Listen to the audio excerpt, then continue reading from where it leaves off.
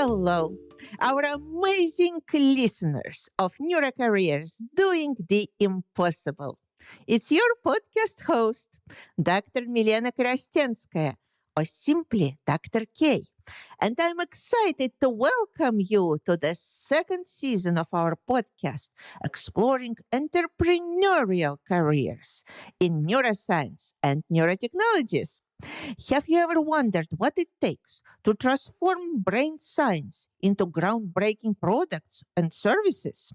Are you curious about the fearless visionaries who bridge the gap between neuroscience and entrepreneurship to change people's life and reshape our world? Are you ready to explore how to navigate the uncharted waters of neurotech entrepreneurship? In season two, we're diving deep into the world of entrepreneurial ventures in neuroscience and neurotechnologies. If you are looking to create an immediate impact and translate your neuroscience and neurotech ideas into innovative services that truly make a difference in the world, this season is tailor made for you. Join us and learn from the best in the field about succeeding in the entrepreneurial journey in neuroscience and neurotechnology where innovation meets impact. We've got an incredible lineup of guests who are not only shaped their careers but have also made a profound impact on the field. Throughout this season, we'll explore the captivating stories of visionaries who've risen to the challenge, who've turned obstacles into opportunities, and who've innovated in ways that are changing the landscape of neurocareers. So, whether you are a seasoned professional in the field, an inspiring entrepreneur, or simply curious about the intersection of science and business in this ever evolving arena, the season promises inspiration, education, and a glimpse into the exciting future of neurocareers. I am Dr. Milena Krastenskaya, the founder of the Institute of Neuroapproaches, where I help people establish successful careers in neuroscience and neurotechnologies through career coaching and education. So let's dive into the entrepreneurial journeys that are shaping the future of neuroscience and neurotechnologies together. Tune in now into the thrilling episode number 75. Welcome, dear listeners, to another enlightening episode of Neurocareers Doing the Impossible entrepreneurial podcast series. Today, we have the privilege of introducing you to a truly remarkable guest who is transforming the landscape of brain health and well being. Imagine having a wearable brain device that not only helps you understand your mental state, but also guides you on a path to enhance your overall well being. It's an inspiring vision, and our guest has turned it into reality. Meet Ria Rustagi, the co-founder and CEO of Neuphony, a groundbreaking venture that's making waves in the world of brain health technology. Ria's journey is a testament to her unwavering confidence, determination, and her firm belief in the empowerment of women. She thrives on taking the road less traveled, embracing challenges, and demonstrating that with hard work and self belief, anyone can achieve their dreams. Ria's outstanding achievements include recognition in the UN's Book of Top 75 Women in Business at the G20 Summit, a special mention in Forbes 30 Under 30 Consumer Tech, and being named among the top 10 female led startups by Google. In this episode, we will delve deep into Ria Rustagi's incredible journey, exploring her passion for brain health, her entrepreneurial spirit, and the groundbreaking work happening at Neuphony. We'll also discuss the challenges and opportunities in the field, shedding light on the exciting intersection of technology health and innovation. Welcome, Ria. It's a great pleasure to have you today on our podcast. Can you tell our listeners where you're joining us from?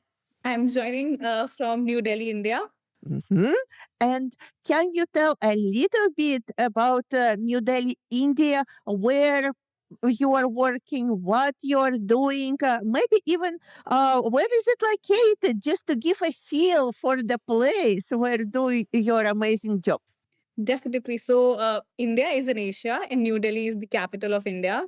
So, I am born and brought up here. I lived in Germany for 7 years, though, but we moved back last year to build Neuphony from India, from our country, because it was easier to get things done for us here. And I'm based out of a city in the Delhi capital region, which is called as Noida.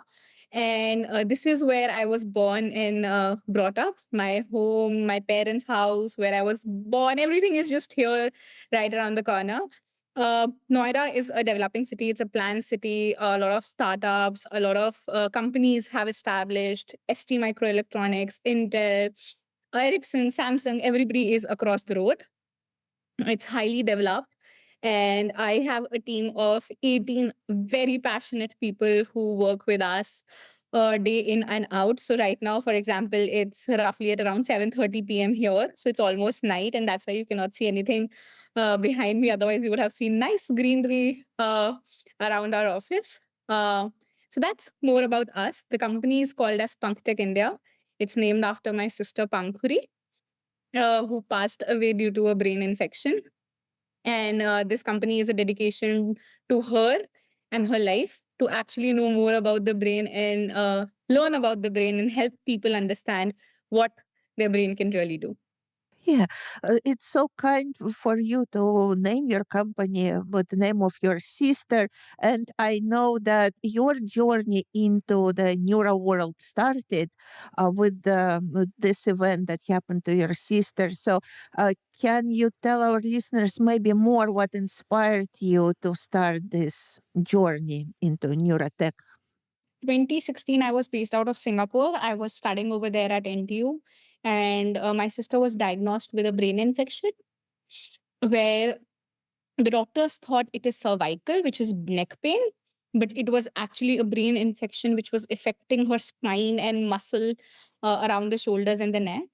And she used to have extreme pain, but the doctors were not able to diagnose it. It's a very rare, one in a million kind of cases which happen. And it generally happens in African regions, but somehow she got stuck by it. It gets because a ticks. So what you see in the ads in the mountains, when they bite you, you get this infection and then it impacts your brain. Something like this happened with her. She went to the doctor, walking and talking, and within, I think, 5 days of going to the doctor, she was on steroids, bedridden, paralyzed, in a semi coma condition at the age of 25. She was in the hospital for 5 months, where she was fighting almost every day for her life. And after 5 months, unfortunately, it didn't go our way. And what inspired me was that the lack of understanding and knowledge to what was happening to her at that phase resulted in me wanting to know more about it. And when I learned more about it, I thought that, oh, the course of the treatment that was taken, that could have been better if there was a proper device. There could have been proper tracking tools. So we decided to create something medical grade. But we are two engineers, right? Me and my husband, who's also my co-founder. So we are two engineers. So then we decided that we'll start small. We'll first start learning about the mental health, which is the first step towards the brain health, and slowly and steadily go into different neurological and mental health conditions. Yes, that is a very noble cause. And of course, I wish you all possible success with this device, and I hope it will help many, many, many people. I would like to ask you to bring us maybe a little bit back to when you were getting your first degrees. I'm sure that they played a role in what you are developing now. So, can you tell what was your first degree? What did you study? So I studied bachelor's in electronics and communication from India. That was a 4-year degree. After that, that was 2011 to 2015. Then I went to Singapore in 2015, straight after my bachelor's, to pursue master's in circuit designing. So completely electronics engineer. I studied in Singapore for 1 year, and then I studied in Germany for another. In Germany, my study was more real industry practice. So I was in Munich working at Infineon Technologies as an intern. And then after that, they hired me. And then I stayed there for another 7 years to work at Infineon as a physical design engineer, where I was responsible for creating the designs of some microcontrollers that go into cars. So that was my role there. And just last year, no, not last year anymore, 2022, I moved back to India. Mhm. Yes, so it wasn't foreign for you, circuits and electronics, all that, yes, you already knew. And I'm very curious, in general, choosing this specialty, choosing this field of electronics, microcontrollers, how did that happen? Yeah. So engineering was not a choice. Engineering is something which is very common and obvious in India. So I just went for engineering because I was a smart student. But then when I decided to do engineering, I wanted to do electronics and not software because I thought I'll be good at hardware. But then figured out I'm good at software more. So then I tried to hit the middle point where I don't play with the hardware, but I create the hardware on the software. And then that's where I decided to do my master's in circuit designing, where I was because I was good at programming, so I programmed circuits. Yeah, that's amazing. And you are saying that in the place where you were growing, it wasn't a choice. Basically, engineering is a must have. Yes. How does it work? Can you give us more perspective on that? Not like a Mhm. must. It's like if you don't know what you want to be, you become an engineer. It's not like you have to do Mhm. engineering. It was more like, oh, you're a smart kid. You'd go engineering and then you'll figure out. Very interesting approach. And I see so many women engineers. Yes, and you're as Yes. an example of that, coming from India, absolutely amazing engineers getting amazing jobs in all countries. Like you had the one in Germany, here in the States. So, from what I see, there is no stigma of a woman engineer. Is that correct? In India, so I see more Indian female engineers as I saw German female engineers. Yes, yes. So, what do you think is the reason for that? If I'm being honest, I actually think that since India is a developing country, you have to fight to be the best. And when you have to fight to be the best, I'm fighting with a lot of men. Like in my office, there are not a lot of female engineers, but I have a small engineering team. But in my college, it was almost like 40-60, 40% female and 60% men.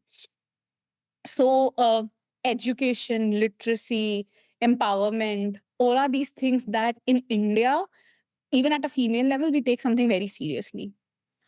In Germany, I don't think so. Females wanted to fight a lot for equality because there was equality. And at a hierarchical level, I know that at the management top CXO level, there were less female directors. And that is something that the company was always discussing why there are not many females at the board level, at the leader level.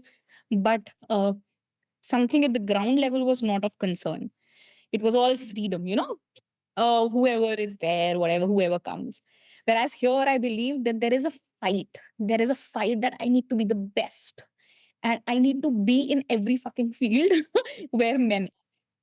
So that fight is there as a developing nation. I believe so.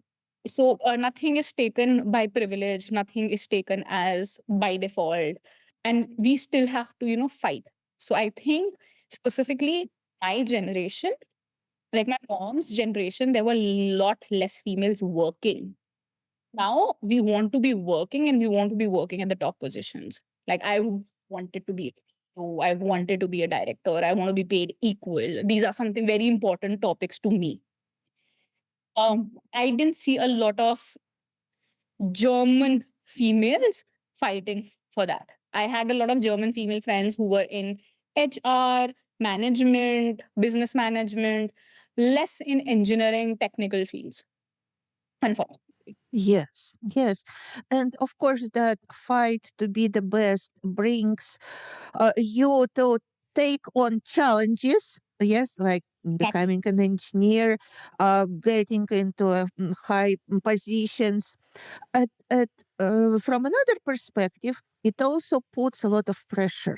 Yes, a True. lot of psychological pressure, and it creates many problems with the overall well-being. And I think that is one of the reasons, another reason, yes, for you to work on the device that you created. So can you tell us now about that? So what really was that turning point when you decided, yes, I need to do something. I need to create something that will be helping. I always have been a very anxious kid. As I told you, I was a very smart kid, and my parents always thought that, she'll get good scores.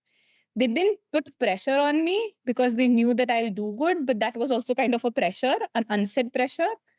So I always was anxious. So I remember I didn't get the university I wanted in my masters, and I was almost in the phase where I was getting lonely. I was putting myself away from my family. I was getting into the phase of depression where I got admission into Singapore. So I kind of got an escape.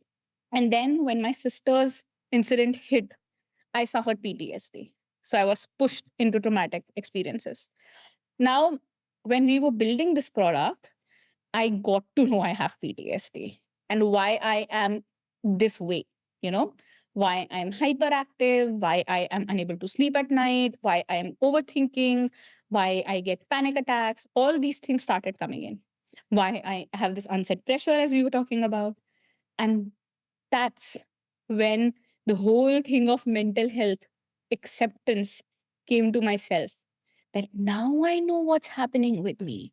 Now I understand my brain better. Now, what if I tell you that your forehead region has a particular electrical signal which makes you so emotional or which makes you so logical? And then there is a way where you can actually change this electrical signal into something else. And now you have to just find what that is. So try 10 things, one will work. And if it's working or not on a temporary basis, you can find with my device. You can see if your score is going from 10 to 80. And if it goes, then this is it. Try it regularly, and then your average will become 80. And this is what we build, basically. Yes, that's very exciting. Thank you so much for this explanation. And can you bring us to that phase when you just started? So you have your electronics engineering degree. Yes. What about your partner? What he was bringing into the game? So my partner also was studying with me in the same bachelor's. We are married now. Same bachelor's in electronics and communication. But then he came to Germany where I was living to pursue master's in embedded systems with specialization in human computer interface. And his experience added to the learnings of neuroscience and understanding the brain signals better. So I knew from an impact and market perspective what I wanted to do and what I wanted to bring a change for. He was the one who was understanding the brain. And then I was bringing the consumer mindset into picture that, see, people will not like this. People will love this. People will appreciate this. People need that information. I'll talk to the customers. I'll talk to business investors and everybody. And he was the engineer. So now I became business and management, and he became engineering and technical, and he leads our technical team. So the first product iteration, we were together sitting, designing of how it should be, how much should the battery be, what should be the sensor locations, what should be the features, what are the problems we can solve with this product. It was all in 2019 when we were doing market understanding. We used to go to people, ask them to wear a lot of wires and see, can we put this on you? Can we explain this to you? Would you like what we are explaining? If this is a nice, cool looking headband. Some people said yes, some people said no. We tried to understand our audience. Once we got enough good positive points, we started building a 3D printed model of it. Then we made it look aesthetically nice. Once it looked aesthetically nice, a lot more people became interested. Then we started building the software. Then we built the mechanical design of the product. Then we started selling it to see if people will pay us money. Then people paid us money in 2021 April onwards. Then we were like, okay, we love this. We gave them the products. They had good and negative feedback both because now they paid money. So then we took their money, we raised funding for the company, we made some changes in the product, we shipped the product again to the customers in 2022, and then they became happy. And then we started reaching out to many more such customers. Yes, yeah. Thank you for giving this timeline of how everything was developing. Can you tell about the product in general? How does it work? What is it? Just in more detail for our listeners to understand. Oh, headband. You just put it over your head, and it has sensors which touch your scalp. On touching your scalp, it captures the electrical activity of your brain.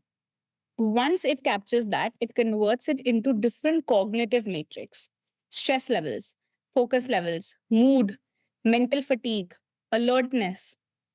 And after we convert it, we show you this data real time. We ask you to do some meditations, music therapy, breathing techniques, make some lifestyle changes, and see how this pattern is changing on a day on day basis. We also give you real time neurofeedback, which means if you're listening to me right now, my volume will increase. If you're not listening to me, my volume will decrease. Now, if my volume is decreasing, you will know that your attention is getting distracted. So now you have to bring your attention back to the current moment and listen to me, and my volume will start going up. It's like a gamified meditation. Hmm. Do you have any recommendations how people should use it? How often should they track it all the time? So, how in practical life? Yes, how does it work? Like physical fitness. See, it's like physical fitness. The more you do it, the better it is. It's brain fitness, it's brain training. So you should, on a basic level, do 3 to 4 sessions a day, a week, sorry, 3 to 4 sessions a week. And each session should be between 15 minutes to 30 minutes. But I have customers who do 1 hour a day and every day. So it's like gymming, right? The more you go to the gym, the faster and the fitter you get. If you do 3 times a week, that's also okay. You can achieve your goals in 3 months, 4 months. It depends on person to person. The device does give you recommendation on the time of the day you should meditate and also the meditations you should do based on your data points. Mhm, mhm. Yes, and that's very interesting. So you are talking about the meditation, and I also listened to some of your previous talks, and you mentioned that you worked for some time with Jeff Tarrant, who also was on our podcast, actually. Oh, wow. Yes, he talks about something I always considered important, that there is no just general meditation for all. Yes, and that meditation. It does not at all. Yes, yes. So that there are specific types of meditations that are good to use one specific individual, another for another specific individual, based on actually their brain activity. And as I understand, you are implementing this individualized approach for meditation. Dr. Jeff Tarrant is an advisor in the company. Bhavya, my co-founder, learned neuromeditation from Dr. Jeff Tarrant. And we have his meditations in our mobile application. And the product's inspiration came a lot from his studies and work. Mm-hmm. And can you maybe give us some examples of demonstrations how different type of brain activity necessitates different types of meditation and possible implementation in your product? How does it all work together? You have to imagine it like your physical body. So, for example, you have hands, you have different exercise for arms, you have different exercises for your abs, for your legs, for your back, for your shoulders. Similarly, your brain has also different parts, and you need an exercise for different part of your brain. Now, which meditation is impacting which part of your brain is important. And it's different for every person.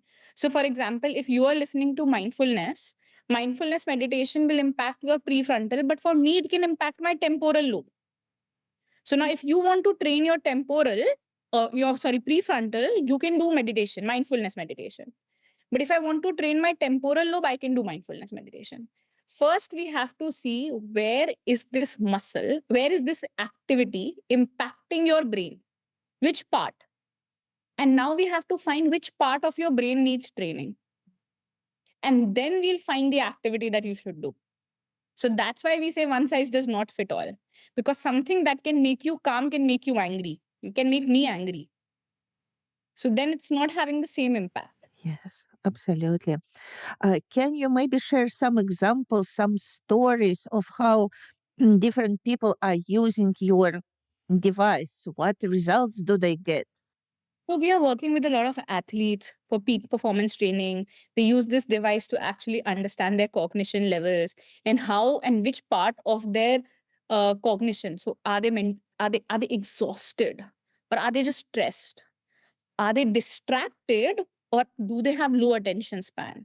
What is the problem area? So athletes use it to determine that, and then they make a lot of changes other than just meditations in their lifestyle. We have a lot of meditators. So if you've heard of Art of Living, there's a research center in India, the headquarters, use our product to find the impact of meditation on human brain. Which meditation is impacting which set of audience in what particular manner. So, from athletes to meditators to individual consumers to understanding how learning languages impact your brain. That's a research that is a government based institute doing in India.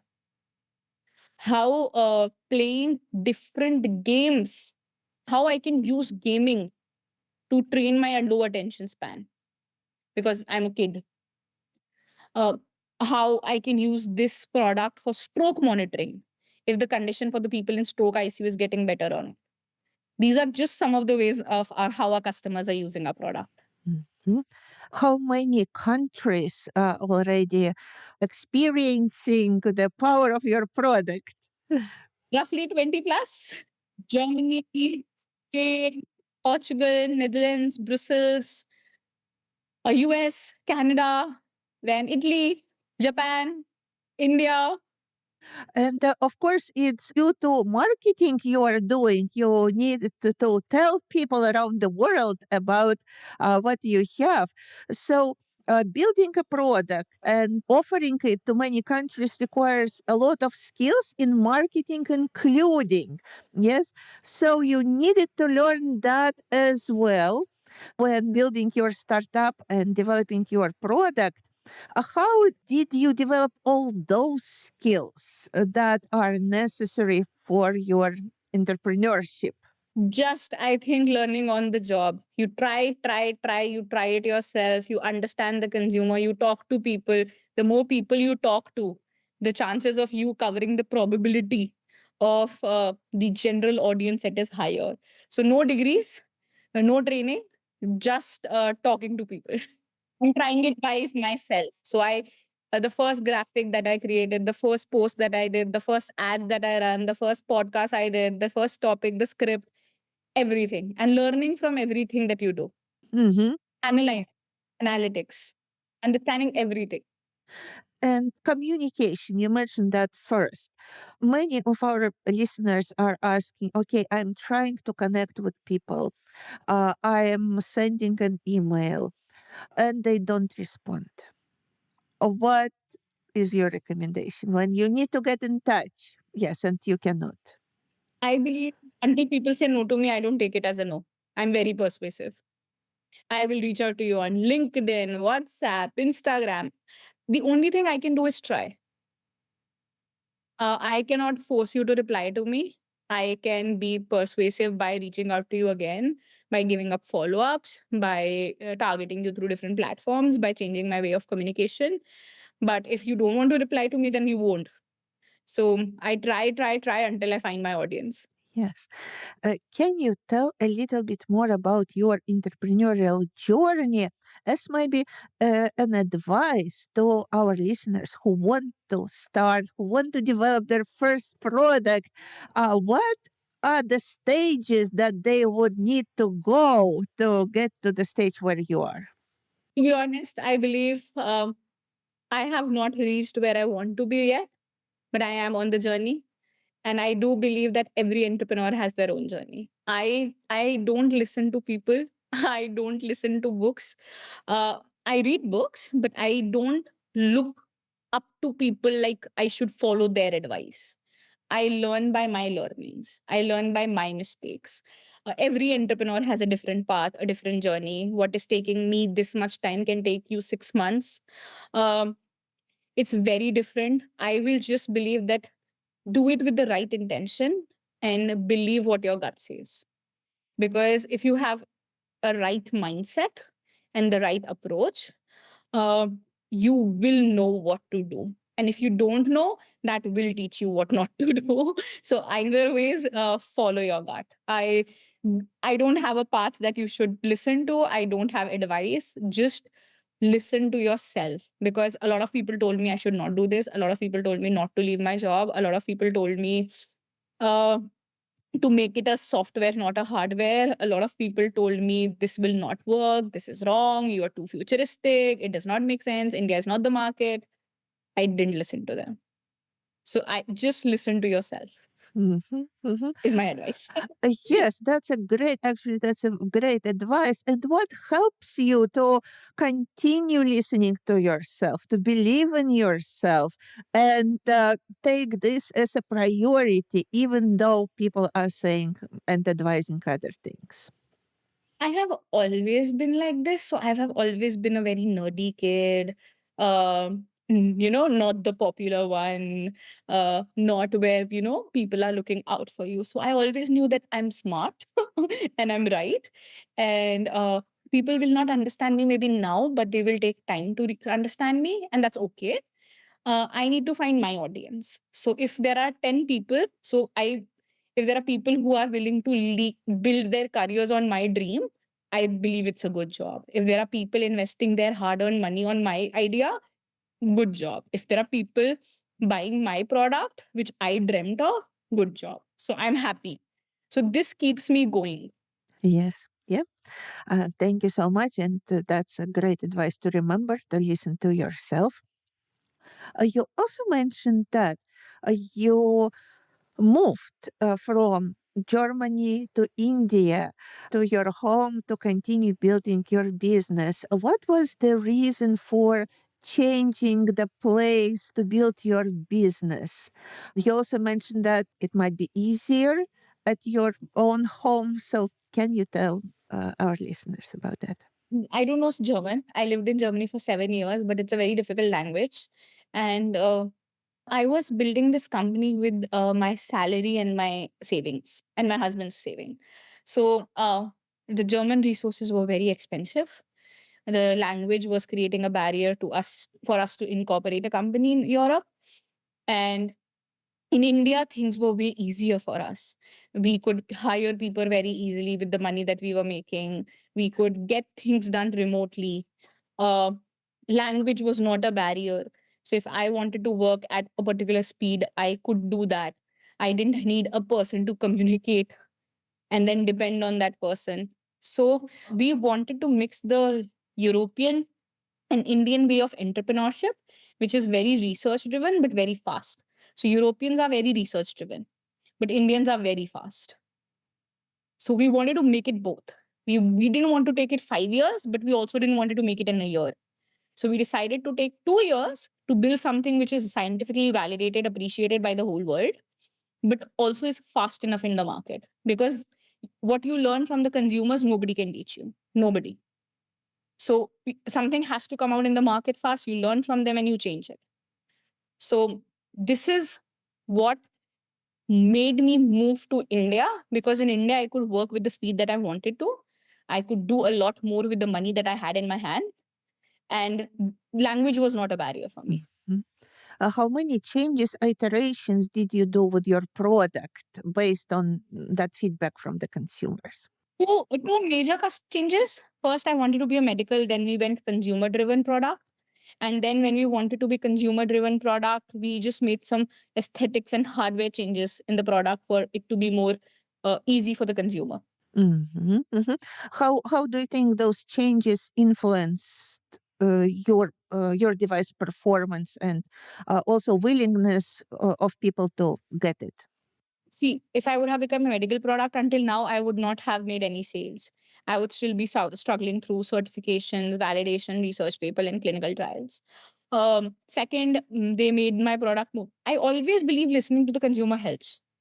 So, if the first feedback the people came from, somebody was wearing specs, none of my team members wore specs. So the headband and the specs would not fit together here. So that was a comfort issue. Then we had to take care of that. We had to remove one sensor so that it would be more comfortable. The Indian head size, the European and American head size are different. So we had to make it more comfortable and expandable as a product. So we had to change the material that we were using in the headband. We had to make it more flexible. The style of packaging that we were doing. First focus was on the product, but then people said packaging is as important, branding is important. So a lot of feedback that came to the customers. You always need to listen to the consumer, even if it's one. Mhm. Yes, absolutely. And I also see that you are very brave in a way that you are going to different competitions, Shark Tank, yes, in India. So, can you tell a little bit more about this, your ongoing, outgoing nature? What motivates you, yes, to do this? So I think when you're an entrepreneur and when you love what you do, you'll do anything in your power to make it work. I am a very introvert person. I like staying at my home. As a kid, my ideal way to spend time was to stay at home and just be by myself all alone.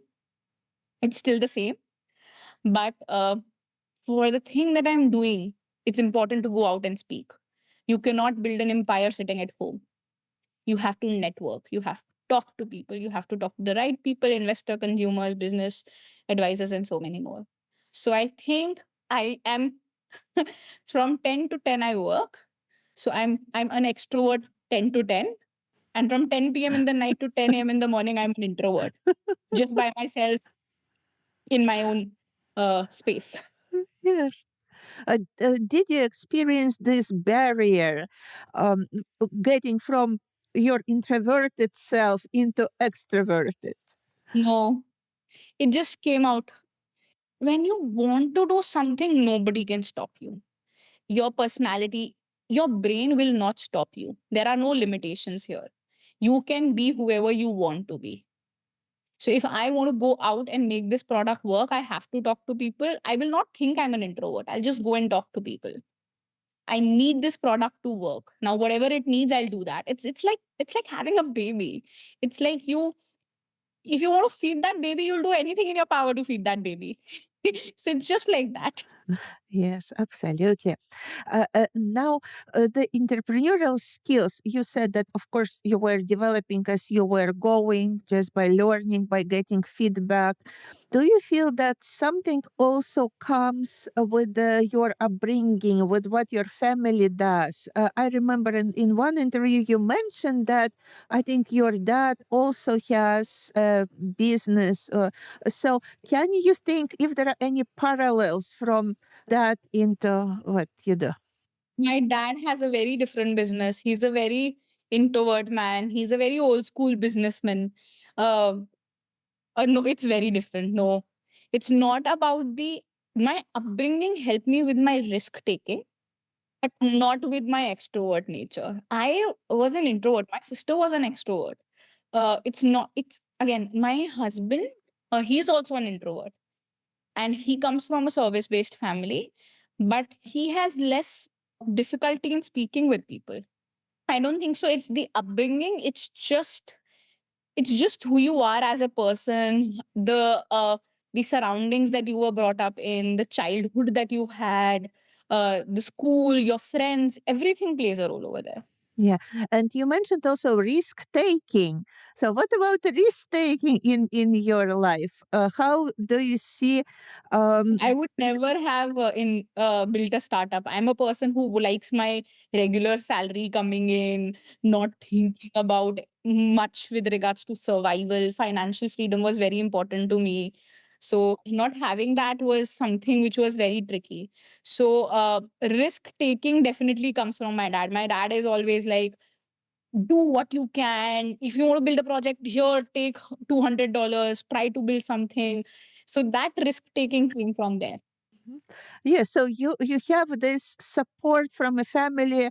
Definitely. How does it help you? What support does it provide to you? It's more of an emotional support. See, again, if I want to do this, and even if my family does not support, I will still do this. If my family support, it just helps. It's just one thing off my brain. One thing less I have to worry about. It makes it easier, but would it have stopped me? No. I believe if you want to do it, there's nobody in the world that can stop you. I know in India there are entrepreneurs who are coming from people who are from below the poverty line, or who are farmers, and they are wanting to build their own business. They don't have the resources, they don't have the upbringing, they don't have anything, but still they do because they want to. Everything is here, and everything else is an excuse. Yeah, thank you so much for emphasizing that. Are there maybe three major mistakes that you can warn new startup developers from doing? Everybody has their own learnings and mistakes. If I'm making one mistake, there is no chance you would also make the same mistake. You will make your own mistakes, and my mistakes will not help you. You have to learn from your own journey. I'm not an influencer or a motivator where I will tell you what to do and what not to do. Just go by your own grit. I have not accomplished anything that I have the power to tell you how to work it through. Okay, so Ria, can you tell our listeners about your future plans, where you are going with your current product? So now the goal is we have a lot of customers in the US, but the goal is now to, in 2023, my focus was to expand our product from India to Europe market. Now my goal is in 2024 to expand our product to the US market and to build uh, the product in such a way that it can help different people. So we are building different AI/ML algorithms to be able to help you understand the data better, to support many research products, and also build games. So, not just meditation, music, and breathing techniques, but games. The ultimate goal and the vision would be to have a series of products that help consumers, different consumers. If you want meditation, you have it. Games, you have it. Two sensors have it, 10 sensors have it, 20 sensors, you have it. That is what we are working towards. An ecosystem where neuroscientist meets psychologist meets consumer. Mhm. Excellent. And can you tell our listeners how they can learn about your product, how they can contact you if they want to? They can check out my product on neuphony.com. That's Neupphony.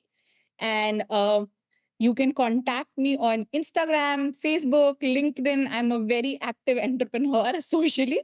So they can just reach out to me anywhere. And I would be happy to help for any queries, product or entrepreneurship. Excellent. Excellent. And as we're ending our podcast, anything you would like to tell to our listeners who maybe are thinking about creating their first startup?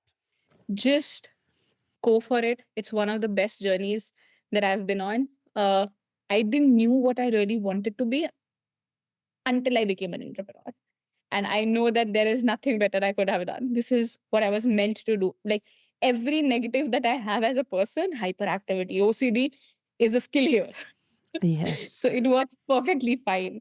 So just go for it. And it's one of the most thrilling roller coasters, the most learning experience that you'll ever have in your life. Just go for it. And there's no right or wrong time to do this.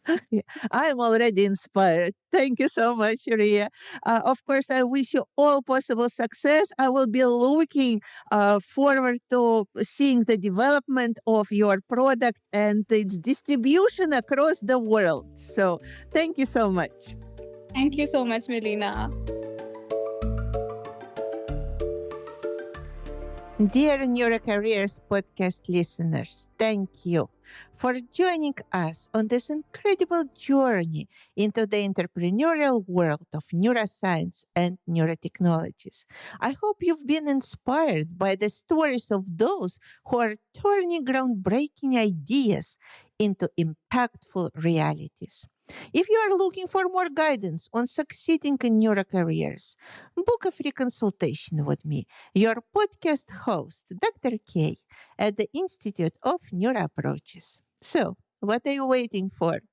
Let's navigate the path to success in the world of Neurocareers and make the impossible possible together.